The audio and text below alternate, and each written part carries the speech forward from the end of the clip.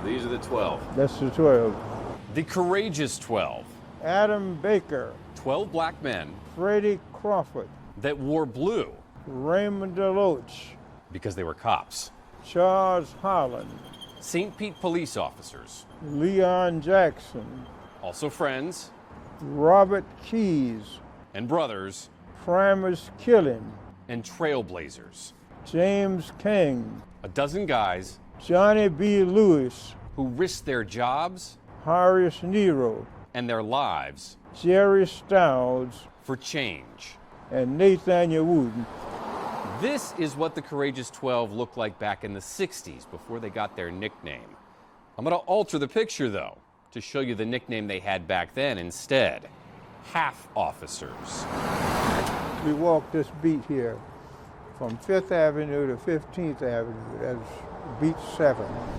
Leon Jackson was one of those half officers. Yes, on the St. Pete police force, but only able to patrol the black part of the city, only able to arrest black people, only able to investigate black complaints. They would tell us you're nothing but a half police officer. You couldn't arrest whites. You can't get whites tickets. Know what I would say? What? Nothing, because they were right. That's just the way it was and the way it had been in St. Pete for decades. St. Pete Museum of History Executive Director Rui Farias says this city bled racial tension back in the early 60s. It was still essentially segregated along Central Avenue, living under Jim Crow laws, with black people suffering under separate and often unequal conditions. Like on the police force, white officers could arrest anyone. They could patrol anywhere on the streets of St. Pete. Black officers couldn't. They didn't have the same rights or authority. Then in 1965, 12 of the 15 black officers on the force had enough. And one of them said the 3 words that would reverberate through history. Freddie Crawford said, let's sue them. $8, $5, $10 a pay period, $5 a pay period. See here? With their own money paying for the lawsuit, those officers took the city to court for discrimination. But understand, they knew this could cost them more than just money. It could cost their jobs. It could cost worse than that. Protest was met with sometimes with violence.